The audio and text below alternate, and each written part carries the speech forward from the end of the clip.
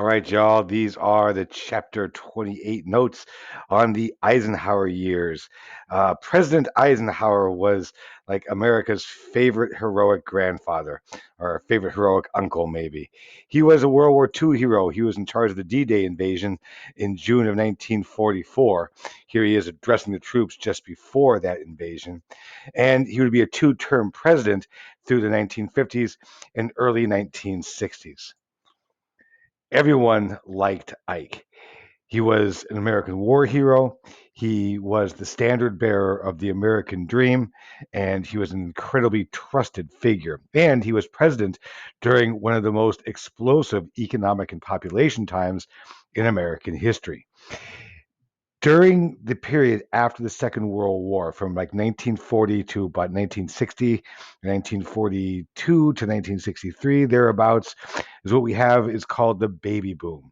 It was a 20% growth in the population. Look, frankly, a lot of people got back from the war, hadn't been with their ladies for a while. They got together and babies started booming. And this birth rate would have an enormous impact on the American economy, not just because you got to buy a lot of stuff for kids, but because these growing families would need places to live. But more on that in just a moment.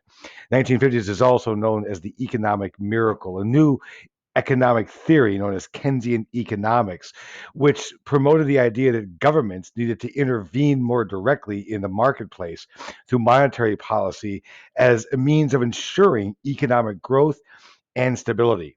So, government spending, government taxes, and managing the supply of currency are all now still today ways in which the federal government seeks to kind of mitigate large drops like depressions and recessions in the economy.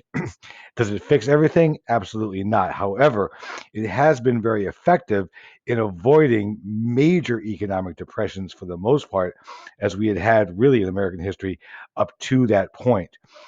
The idea here was that we could end poverty through economic growth, that we would raise the quality of life for all people. This economic miracle also came through an association and a deal essentially cut between capital and labor.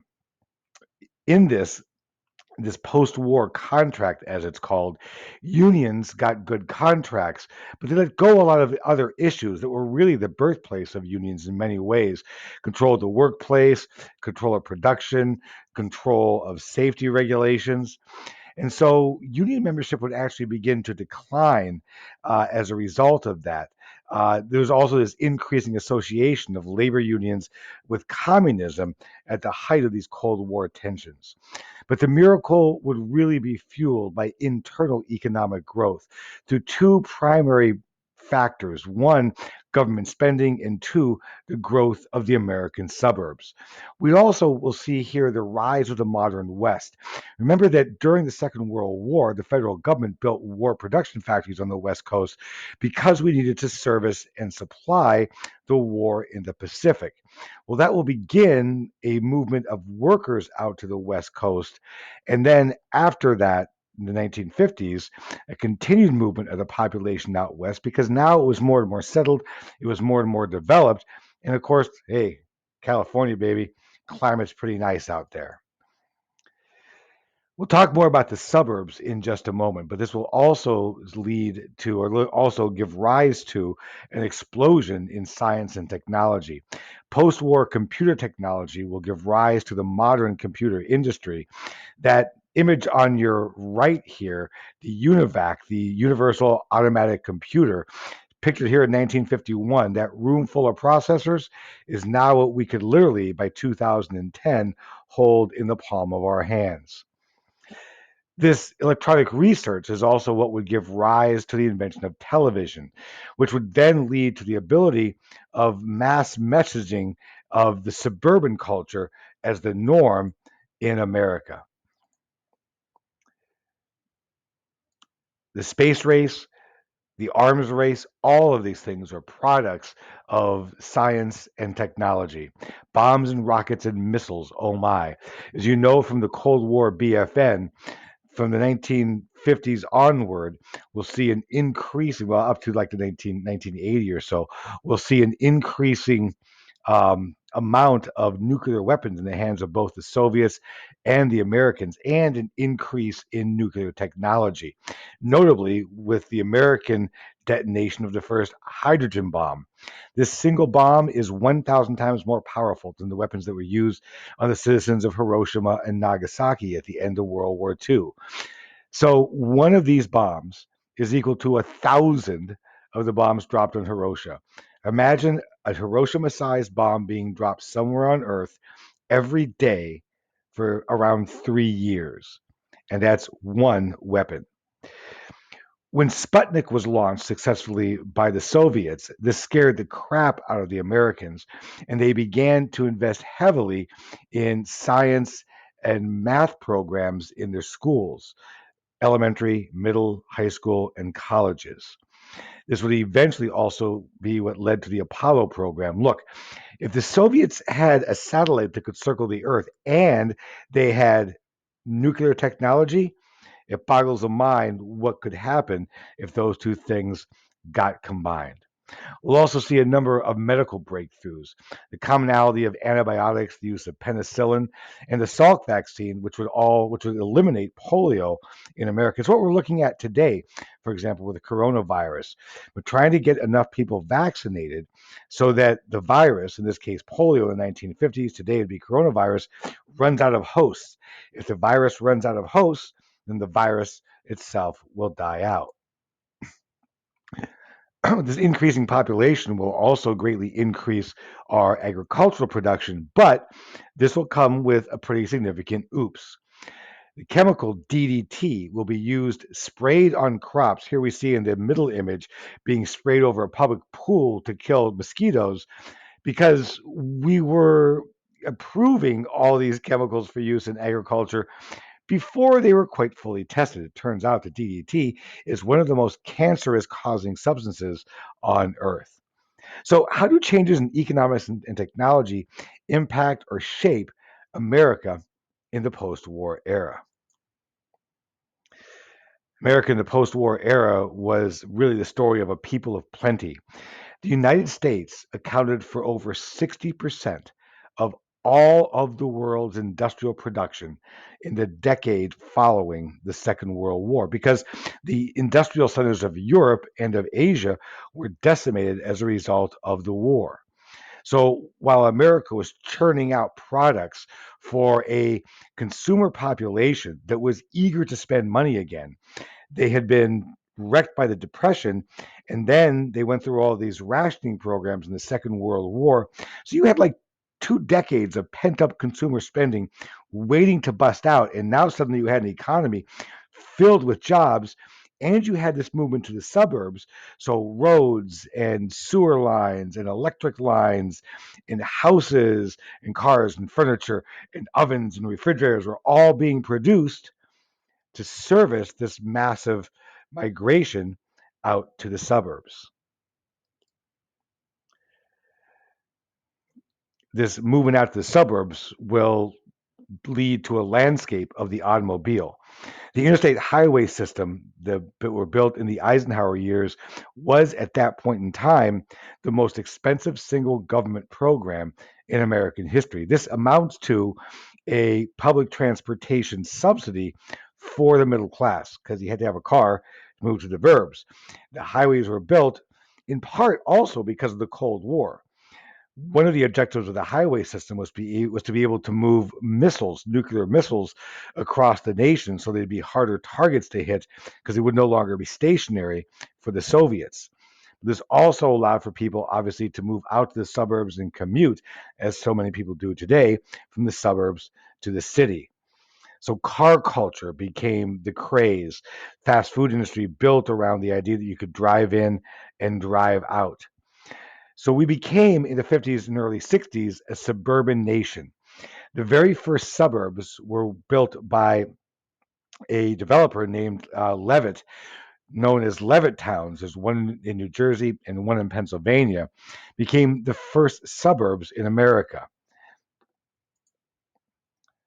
And so these huge expanses that even most of us live in today, the suburban landscape really didn't exist until the post-war era.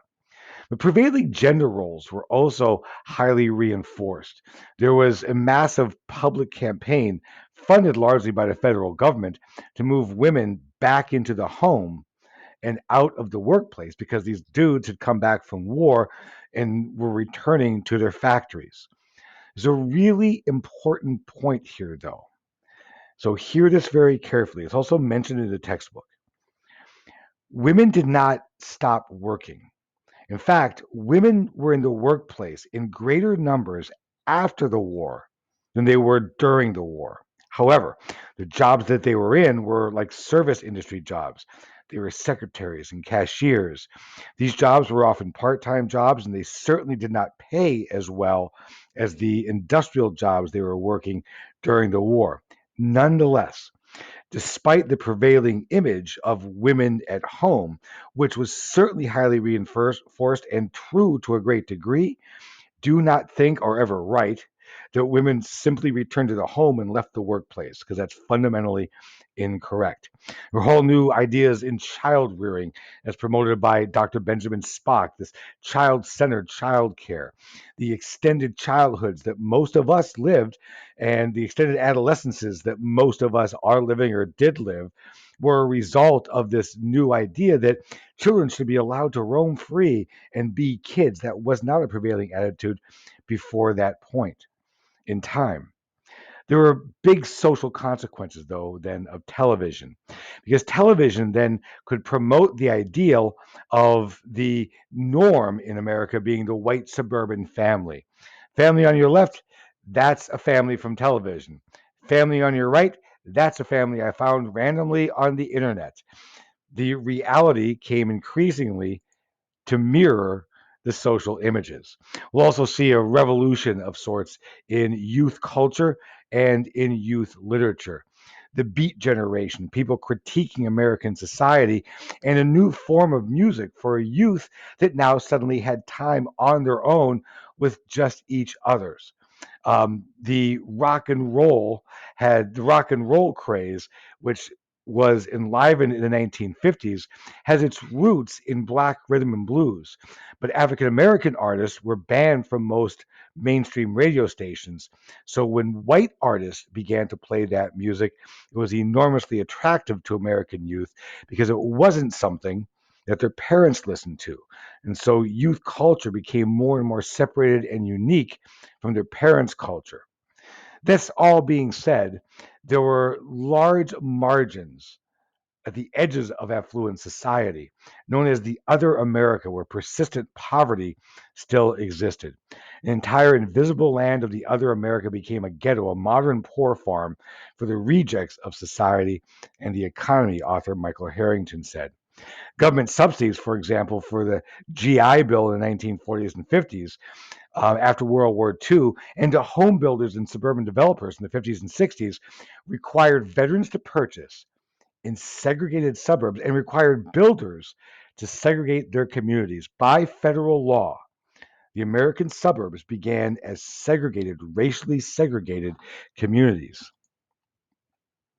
There was also a marginalization of the LGBTQ community in what's known as the Lavender Scare, because it is directly associated with the Red Scare and the McCarthy trials and hearings beginning in the 1940s.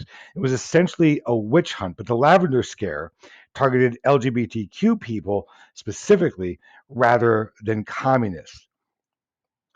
People could be fired from their jobs. People can still lose their jobs for this reason. Innocent people were accused. Homosexuality was now publicized as a sexual perversion, and homosexuals lost their jobs in private industry and, as this newspaper headline points out, in government positions as well. Let's appreciate this for a moment. 400 more homosexuals ousted from government jobs. Not just 400, 400 more.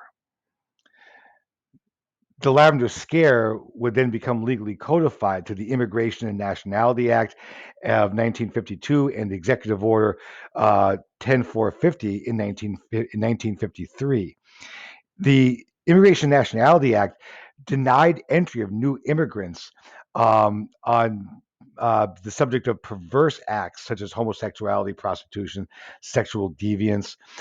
Executive Order 10450 in 1953 prohibited certain people from holding certain positions in office, adding several characteristics such as use of intoxicants, drug addiction, and sexual perversion, of which anybody in the LGBTQ community fell in that category.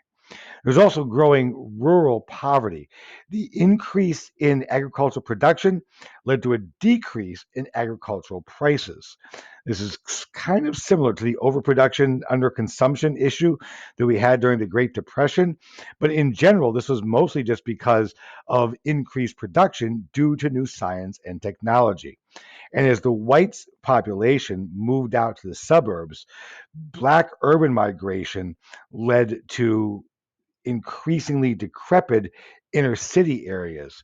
There were early attempts at urban renewal, but what we saw overall through the 50s and 60s was a defunding of social programs in the inner cities to make room for funding of the movement to the American suburbs.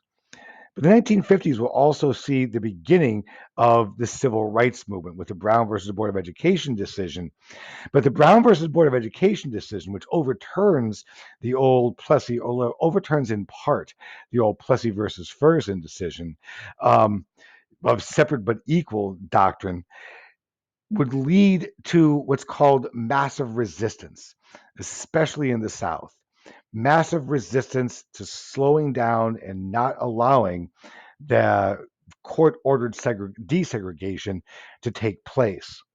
But as we know in a number of cases, notably as we read in the Jim Crow materials with the Little Rock Nine, Little Rock Central High School in Little Rock, Arkansas, desegregated by 9 students who were prepared for over a year. Only 3 of them managed to stay in the school and graduate. Here we see Elizabeth Eckford receiving abuse on her way to school. But the civil rights movement would expand with the Montgomery bus boycott and Martin Luther King Jr.'s strategy of peaceful, nonviolent resistance. But the King strategy was really aimed at upheaval, at overturning the systems that existed. It was peaceful, it was nonviolent, but it certainly wasn't neutral. In terms of domestic and foreign policy, the Eisenhower Republican administration was a whole new kind of republicanism. Believing traditionally, as Republicans did, that business and government interests could go hand in hand, business leaders during the Eisenhower era began to realize that there maybe needed a new outlook, that many of the New Deal programs that they sought to crush and did eliminate after the Second World War, many of them were beneficial in that things like Social Security and other social safety net programs helped stabilize society and, even in hard times, allowed people to maintain buying power. The welfare state would survive. It would just shift to the middle class. For example, the Federal Highway Act of 1956. And especially once Eisenhower was president, the McCarthy trials would crash and burn because now McCarthy was going after the Defense Department and the Army, and meanwhile you had this big time president who was a former bigger time general as a leader of the country. Here we see Dwight Eisenhower and his vice president, Richard Nixon. Just want to point that out that when Richard Nixon finally becomes president later in the 1960s, he was not by any means a political newbie. He was vice president for 2 terms under Eisenhower. Under Eisenhower, his Secretary of State, Dulles, would initiate an American extension of the military element of the containment policy in what was called massive retaliation. Really important point here. Massive retaliation. Oh boy, the College Board loves testing you on this on the national exam. Massive resistance is the Southern resistance to Brown versus Board. massive retaliation is the U.S. building of its nuclear and conventional arsenals to be able to hit very heavy and very hard anywhere in the world. The thing is, there's actually an economic benefit to this. In the same way that military spending at the outset of World War II helped pull us out of the economy, the more you began to put federal dollars into the defense industry, while it was certainly major federal spending, it was also a big time jobs producer. During this time period as well is when we'll begin to get involved in Vietnam, but more on that later. Briefly, after the Second World War, the Japanese who had been in Vietnam were pulled out, but the Americans supported France re-entering Vietnam because that was a former colonial holding of France's. France needed, they claimed, their old colonies back to help rebuild their home economy after the Second World War. So the United States supported this France reclaim to Vietnam. Problem is, here's a shocker, the Vietnamese didn't want them. So trouble kind of begins right away. It's also during the 1950s that the United States, especially with the move to the suburbs and the growth of the American auto industry, will begin to become more and more in need of Mid-East oil reserves. This is when the United States will also be one of the chief nations initially recognizing the Jewish state of Israel itself, which got largely founded because of the pressures after the Second World War and the Holocaust. But when Egypt seized control of the Suez Canal from Britain to help fund the building of the Aswan Dam, the French and the British sent troops.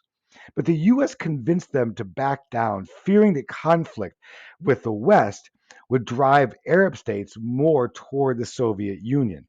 This is eventually also why the U.S. becomes interested in propping up a dictatorial regime in Iran, because Iran borders the Soviet Union, and again, it's an American foothold that's non communist in the Middle East. By 1955, approximately two-thirds of all of Europe's oil passed through the canal. That's why the Egyptians taking it over was so concerning to the French and the British. But in Europe, the Soviet Union would continue to press its domination of Eastern European states by putting down the Hungarian Revolution in 1956. And here in the Western Hemisphere, they would support the coming to power of Fidel Castro in Cuba. He took over from a U.S. supported dictator named Batista and seized control of the island and socialized its resources, almost all of which were controlled by American corporations. And when Cuban ties increased with the Soviets, Eisenhower severed relations with the Cubans in 1960. Though, as we see in the picture to the right, Vice President Nixon had gone to Cuba initially to try to mend fences with the dictator Fidel Castro. This was a huge issue for the Americans because this then meant that we had a communist nation in the Western Hemisphere. First time, and just 90 miles off the American coast. When the American spy plane, the U 2, was shot down over the Soviet territory, the Soviets canceled a summit that was planned with Eisenhower. But Eisenhower also showed quite a bit of restraint in not pressing the tension of the issue and not allowing this embarrassment to the Americans to become potentially a conflict with the Soviets. When President Eisenhower left office, he gave a speech, his farewell address, and extremely notable that this was a farewell warning offered by a guy who was a heroic general in the Second World War. He said this conjunction of an immense military establishment and a large arms industry is new in the American experience. The total influence, economic, political, even spiritual, is felt in every city, every state house, every office of the federal government. We must guard against the acquisition of unwarranted influence, whether sought or unsought, by the military industrial complex. Notably, Eisenhower here in the early 1960s was warning America, warning us of the potential growth in influence and therefore impact of non-government organizations wielding way too much influence on both our domestic and foreign policy. One might wonder what Eisenhower would think of how well we heeded his warning. So, what were the most significant domestic and foreign policy issues which arose during the Eisenhower administration?